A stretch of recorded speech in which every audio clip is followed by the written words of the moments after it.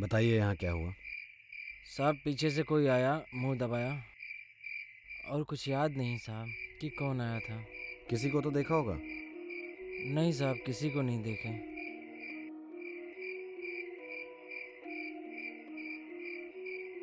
भला कौन एक लाश को चुराएगा जिसकी ऑटोप्सी होने वाली थी? भला जी साहब जी। डेड बॉडी की डिटेल्स आई क्या? जी साहब जी, डेड बॉडी की डिटेल्स आ चुकी है। मरने वाली लड़की का नाम ईशा था, जो कि पेशे से एक डॉक्टर थी, और उसके पति का नाम राहुल है, और इसकी मौत कल ही हुई है। और ये मौत हुई कैसे? साहब जी, उसके पति का कहना है कि उसकी मौत एक हार्ट अटैक से हुई है। पर एक बात नोटिस करने वाली है साहब जी। वो क्या? बॉडी का कलर चेंज हो गया था मरने के बाद, इसीलिए उसका पोस्टमार्टम आज होना था। पर पोस्टमार्टम से पहले लाश चोरी हो गई? जी साहब जी। मतलब साफ है भला कोई नहीं चाहता था इस लाश का पोस्टमार्टम हो, वरना ये पता चल जाता ये नेचुरल डेथ नहीं बल्कि मर्डर है। जी साहब जी। मैं तो साहब जी ये बात लिख के दे सकता हूँ, ईशा का मर्डर ही हुआ है। वो कैसे? लड़की मरी है साहब जी, वो भी हार्ट अटैक से। हार्ट होगा तो अटैक आएगा ना, ये क्लीन मर्डर है। भला सॉरी साहब जी।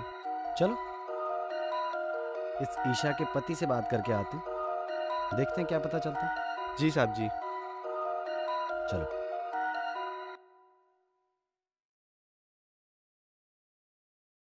ये रिश्तेदार भी ना, बीवी मेरी मरी है, आ रहे हैं आ रहे हैं आ रहे हैं, साला परेशान कर दिया है। अब जाके थोड़ा फ्री हुआ हूँ तो सोचा चाय वाय पी ली जाए।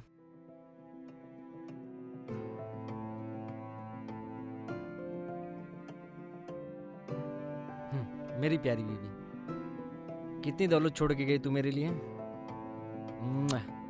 वाह।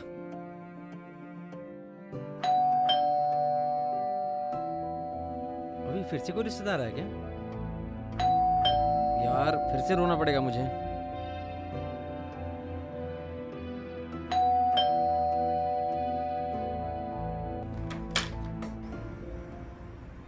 क्या आपका ही नाम राहुल है? जी सर, मैं ही राहुल हूँ। क्या ईशा की लाश चोरी हो गई? पर किसने किया है सब? किसने किया ये तो नहीं पता, पर क्यों किया ये हम जल्द ही पता लगा लेंगे। पर सर ईशा की लाश कोई क्यों चोरी करेगा? क्योंकि खूनी भी नहीं चाहता था कि ईशा की लाश का पोस्टमार्टम हो। खूनी? ये आप क्या कह रहे हैं? ईशा को तो हार्ट अटैक आया था ना, तो ये खून कैसे हुआ? ये तो वक्त ही बताएगा कि यह खून था कि नहीं। और हाँ, एक बार ईशा की बॉडी मिल जाए।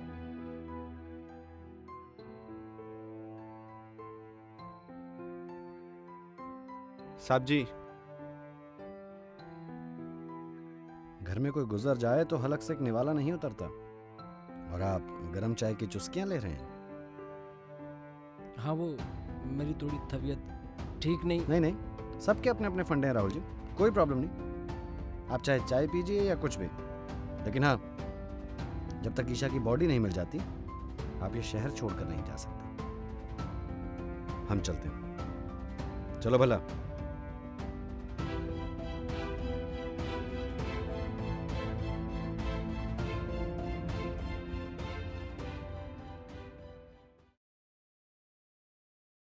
कहो भला, क्या हाथ लगा? बहुत कुछ साहब जी। आप क्या सुनना पसंद करेंगे? नीचे से शुरू करो। तो पहली खबर यह है साहब जी, राहुल और ईशा के बीच के रिश्ते कुछ भी अच्छे नहीं थे। पड़ोसी और रिश्तेदारों से भी यही मालूम पड़ा। ये तो पता था। असली खबर क्या है? असली खबर यह है साहब जी, करण। करण? करण कौन है? मुखबिरों से पता चला है साहब जी कि करण और ईशा दोनों एक साथ एक ही कॉलेज में पढ़ते थे, और कुछ दिनों से करण को ईशा के आसपास ही देखा गया है। करण की कुंडली निकालनी होगी। जी साहब जी।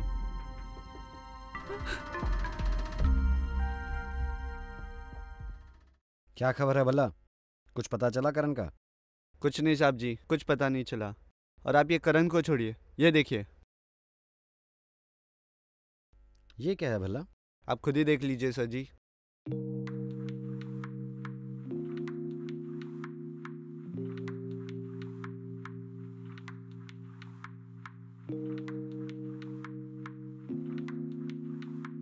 फॉरेंसिक से पता चल गया भला कि लड़की के साथ पहले दुष्कर्म हुआ और फिर कातिल ने उसे मौत के घाट उतार दिया।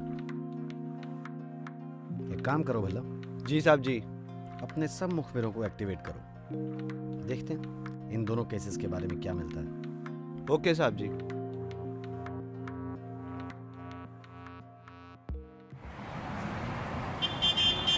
क्या आप होश में तो हैं? आप कहना चाह रहे हैं कि मैंने मेरी बीवी को मार दिया? सही सुना तुमने। तुमने अपनी बीवी का कत्ल किया और उसके इल्जाम में हम तुम्हें गिरफ्तार करते हैं। सर, आप मेरी बीवी की लाश ढूंढने के बजाय ये कह रहे हैं कि मैंने मेरी बीवी को मारा है। ये क्या शक हुआ सर? शक नहीं कर रहे हैं, सबूत है हमारे पास। क्या सबूत है आपके पास? क्या तुम्हारी और ईशा की लड़ाई नहीं हुई थी? क्या तुम्हारा और ईशा का झगड़ा पुलिस स्टेशन तक नहीं पहुंचा था? हुआ था हमारा झगड़ा और पुलिस स्टेशन तक भी गया था, पर सर उसे कोई गलतफहमी थी। ऐसी कैसी गलतफहमी जिसकी वजह से ईशा को पुलिस स्टेशन जाना पड़ा? सर, ईशा को लगता था कि कहीं मेरा अफेयर चल रहा है। ऐसा क्यों लगता था उसको? सर, ये तो मैं नहीं जानता और ये बात भी उसी के साथ चली गई। नहीं जानता? जी नहीं। भला? जी साहब जी।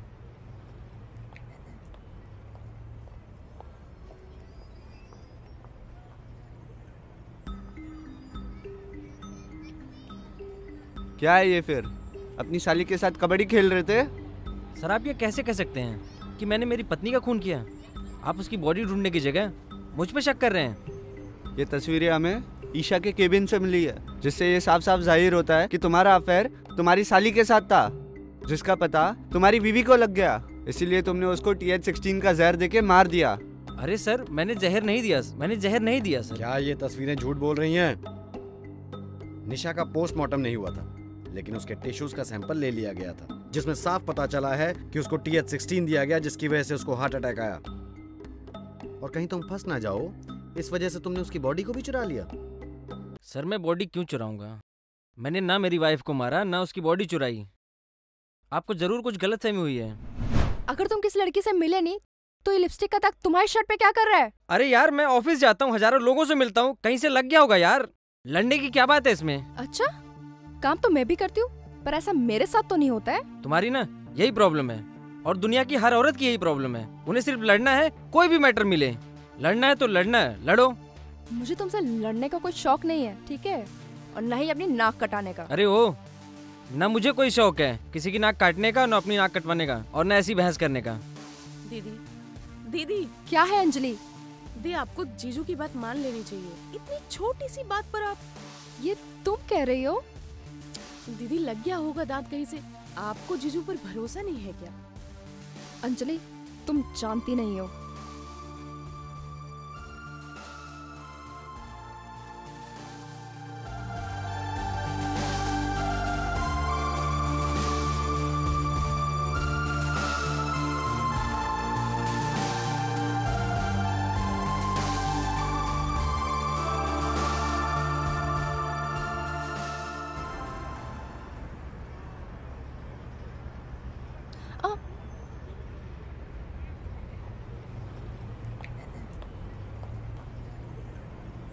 अरे ईशा।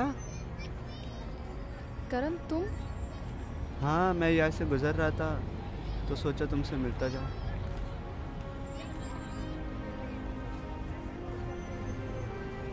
तुम कुछ परेशान नजर आ रही हो।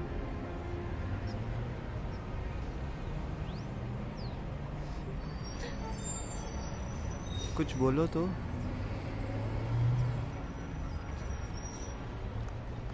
मेरे पति का किसी के साथ अफेयर है। तो अब तुम क्या करोगी?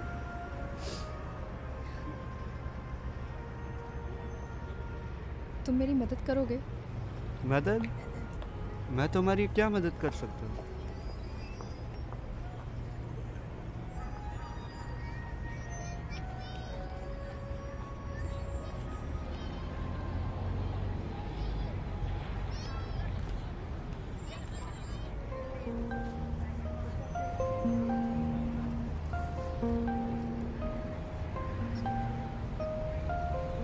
वैसे आज कितने वक्त बाद ये दो पल मिले हैं ना, तुम्हारे साथ सुकून से गुजारने के। हाँ। तुम खुश तो हो ना? खुश तो मैं हूँ, पर सोचता हूँ कई बार कि अगर ईशा को पता चला तो क्या होगा। दीदी को कुछ पता नहीं चलेगा। पूछो क्यों? क्यों? क्योंकि आज मैंने लिपस्टिक ही नहीं लगाई है। हेलो, अरे कौन था वहाँ? हेलो, अरे रुको, हेलो। कौन है वहाँ? कौन था? किसी ने हमारी फोटो निकाली यार। मुझे डर लग रहा है। तुम डरो मत, कुछ करता हूँ मैं। हाँ, अभी के लिए चलो यहाँ से। आप तो सच बोलो। हाँ सर, मैं मानता हूँ कि मेरा अफेयर था मेरी साली के साथ, पर मैंने मेरी बीवी को नहीं मारा साहब। इसका फैसला अब कोर्ट करेगा। कोर्ट? भला जी साहब जी। लेके चलो इसे। चल सर मैंने नहीं मारा सर। चल। सर मैंने नहीं मारा। सर नहीं मारा अरे मैंने। चल। कहो भला, क्या खबर है? कुछ एविडेंसेस मिले? कुछ सीसीटीवी फुटेज से मिला हो या कोई फिंगरप्रिंट्स? नहीं साहब जी, वहाँ के सीसीटीवी से कोई भी फुटेज नहीं मिली है, क्योंकि वहाँ पे सारे सीसीटीवी खराब थे और ना ही मुर्दा घर से उस राहुल के फिंगरप्रिंट मिले हैं। भला हमें ठोस सबूत चाहिए ताकि वो कोर्ट से छूट ना पाए। पर साहब जी, मुझे एक फुटप्रिंट मिला है, ये उसी मुर्दा घर के बैकयार्ड का है। फुटप्रिंट? भला ये तो किसी लड़की का लग रहा है। जी साहब जी, देखकर ऐसा ही लग रहा है। एक मिनट। उस जहर का नाम क्या था जो ईशा को दिया गया था? TH16। TH16। ये तो काफी रेयर जहर है भला। जी साहब जी। अगर किसी को मुझे मारना होगा तो वो इस जहर का इस्तेमाल क्यों करेगा? और ईशा तो पेशे से डॉक्टर थी। जी साहब जी। एक मिनट।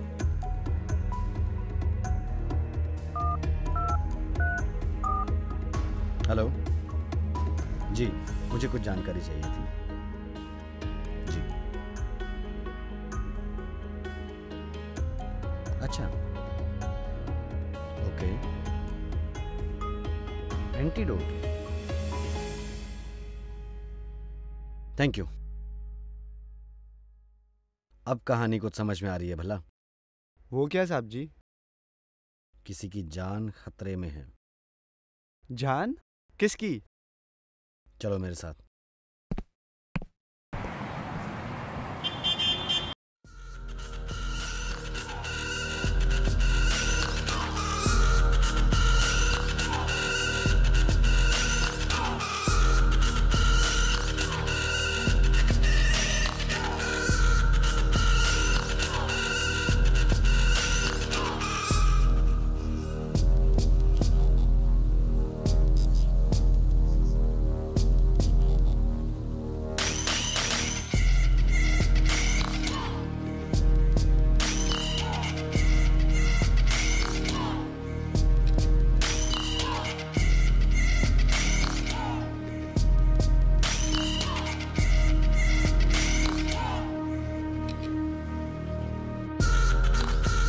मेरा सर घूम रहा है।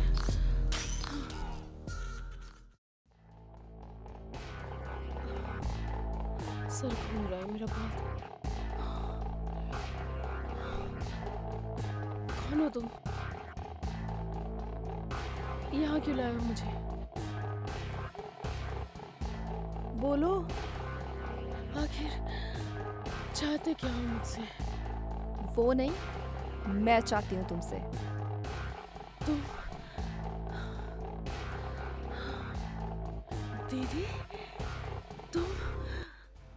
तुम जिंदा हो?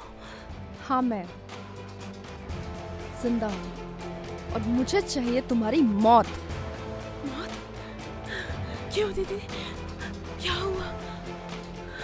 तुम मुझसे पूछ रही हो क्यों? तुमने जो मेरे साथ किया है ना, वो पराये भी नहीं करते हैं। मेरी बहन होकर मेरे पति के साथ। मुझसे गलती हो गई, मुझसे बहुत बड़ी भूल हो गई थी। मुझे माफ कर दो प्लीज, मुझे माफ कर दो प्लीज, मुझे माफ कर दो ना प्लीज। नहीं, मेरी जिंदगी नर्क बनाने वाली मैं तुझे नहीं छोड़ूंगी। मेरे मौत के इल्जाम में तो मैं राहुल को फंसा चुकी हूँ। अब तेरी बारी, तुझे मैं जान से मार दूंगी। नहीं नहीं थी।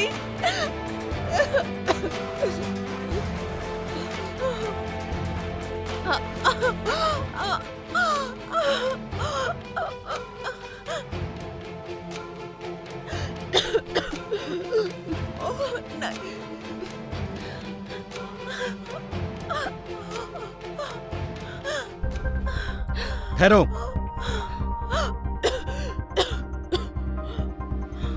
चल अंदर डाल भल्ला इन्हें। अरे चल, चलो मैडम, चलो।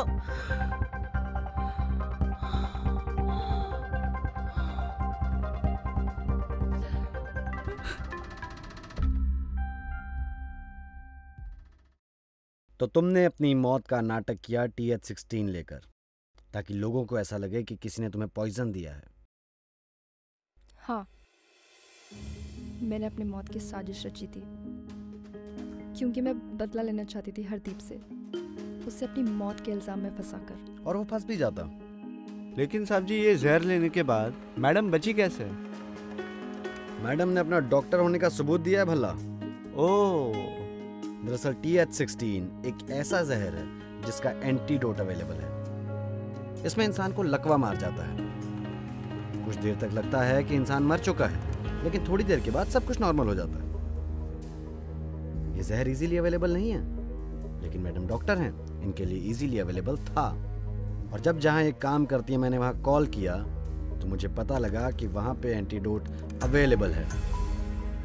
उसके बाद से सारा खेल क्लियर हो गया भला। और इस सब में ईशा की मदद करी करण ने। मुर्दा घर का ताला तोड़ना, ईशा को बाहर निकालना, किसी की मदद तो चाहिए थी ना।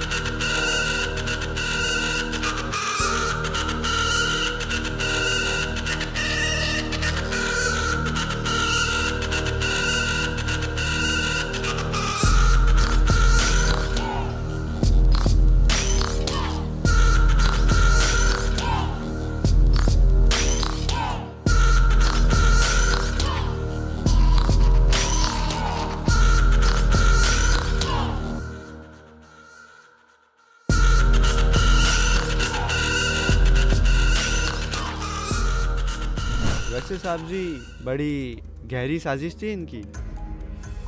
हाँ, और हम सफल हो जाते अगर हम ना होते तो। माना कि तुम्हारे साथ गलत हुआ। तुम्हारी बहन और तुम्हारे पति ने जो किया वो नहीं करना चाहिए था, मगर तुम कानून का सहारा ले सकती थी। पर तुम नफरत और बदले की आग में अंधी हो चुकी थी। भला लेके जाओ इनको। चलो चलो।